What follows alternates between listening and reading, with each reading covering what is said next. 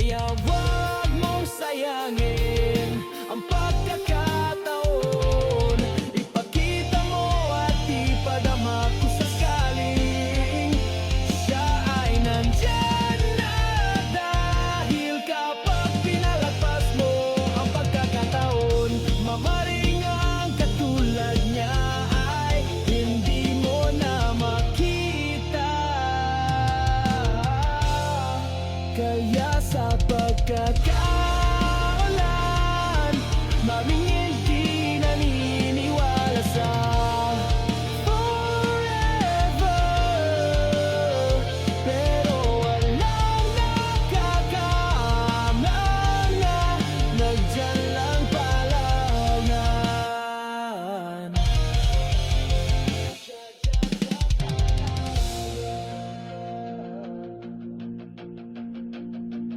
Ito gusto kong isigaw sa mundo, na lahat ng sinabi ko sa kanta